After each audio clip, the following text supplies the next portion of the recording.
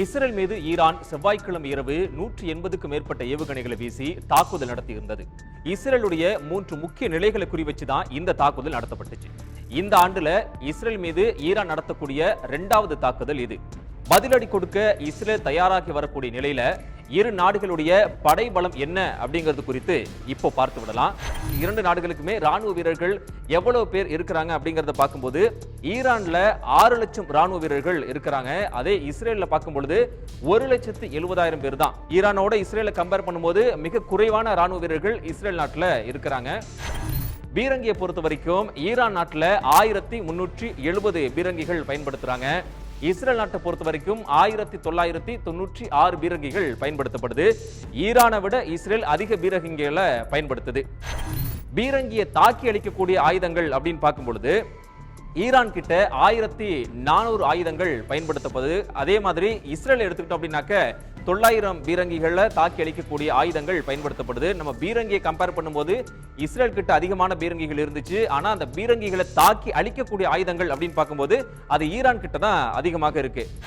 Rocket லான்ச்சர்களுடைய எண்ணிக்கை என்ன அப்படின்னு பார்க்கும்பொழுது ஈரானை பொறுத்த வரைக்கும் அதிகமான எண்ணிக்கையில ராக்கெட் லான்ச்சர்களை வச்சிருக்காங்க. அதாவது 775 அப்படிங்கிற எண்ணிக்கையில ராக்கெட் லான்ச்சரை வச்சிருக்காங்க. இஸ்ரேலை பொறுத்த வரைக்கும் அங்கு வெறும் 140 ராக்கெட் லான்ச்சர்கள் தான் பயன்படுத்தப்படுது.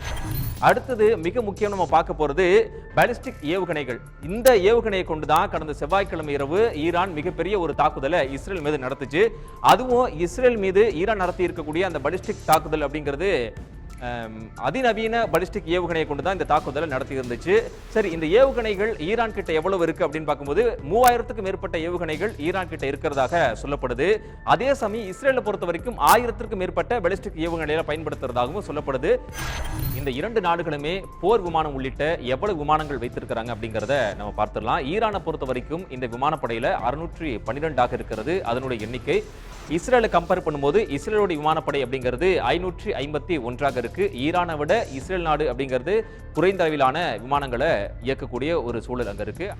விமானத்தை தாக்கி அழிக்கக்கூடிய ஆயுதங்கள், விமானப்படையை எப்படி அங்க இருக்கக்கூடிய ஆயுதங்கள் தாக்கி அழிக்குது, இவ்வளவு எண்ணிக்கையிலான இந்த விமானத்தை தாக்கி அழிக்கக்கூடிய ஆயுதங்களை வச்சிருக்கிறாங்க அப்படிங்கறத நம்ம பார்த்துடலாம். ஈரானை பொறுத்த வரைக்கும் அந்த எண்ணிக்கை அப்படிங்கிறது 1700 இருக்கிறது. இஸ்ரேலை பொறுத்த வரைக்கும் வெறும் 200 விமானங்களை தாக்கி அழிக்கக்கூடிய ஆயுதங்கள் மட்டுமே பயன்படுத்துறாங்க.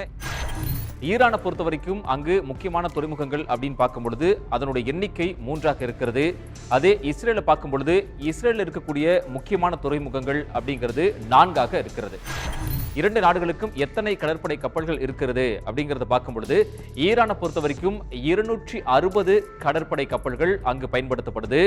அதே இஸ்ரேலை பார்க்கும் பொழுது வெறும் 64 கடற்படை கப்பல்கள் மட்டும்தான் அந்த நாட்டில் பயன்படுத்துறாங்க. ஈரானை விட இஸ்ரேல் குறைவான கடற்படை கப்பல்களை கொண்ட நாடாக இருக்கிறது. மெர்ச்சன்ட் மெரைன் கப்பல்கள், அதாவது இந்த கப்பல்கள் ஈரான்லையும் இஸ்ரேலையும் எவ்வளவு இருக்கு அப்படின்னு பார்க்கும் பொழுது ஈரானை பொறுத்த வரைக்கும் 75 கப்பல்கள் அங்கு பயன்பாட்டுக்கு வச்சிருக்கிறாங்க. அதே இஸ்ரேலை பொறுத்த வரைக்கும் வெறும் 10 கப்பல்கள் மட்டுமே அங்கு பயன்பாட்டுக்கு இருக்கு.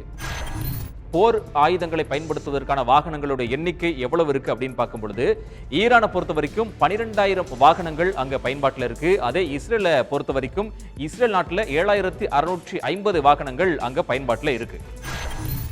இவ்வளவு படைபலத்தை வச்சிருக்கக்கூடிய 2 நாடுகளுமே போரிட்டுக் கொள்வதால மத்திய கிழக்கு பகுதியில பெரும் பதற்றம் ஏற்பட்டிருக்கு. ஈரானுக்கு தகுந்த பதிலடி கொடுக்கப்படும் அப்படின்னு இஸ்ரேல் எச்சரிக்கை விடுத்திருக்கும் நிலையில ஈரானுடைய அணு ஆயுத கிடங்க குறிவச்சு தாக்குதல் நடத்த இஸ்ரேல் திட்டமிட்டிருக்கு. இஸ்ரேலுக்கு முழு ஆதரவு அளிக்கக்கூடிய அமெரிக்கா ஈரானுடைய அணு ஆயுத கிடங்க தாக்க கூடாது அப்படின்னு எச்சரிக்கை விடுத்திருப்பது குறிப்பிடத்தக்க ஒரு விஷயமா பார்க்கப்படுது. உடனுக்குடன் செய்திகளை தெரிந்து கொள்ள சன் நியூஸ் பெல் ஐகானை கிளிக் பண்ணுங்க.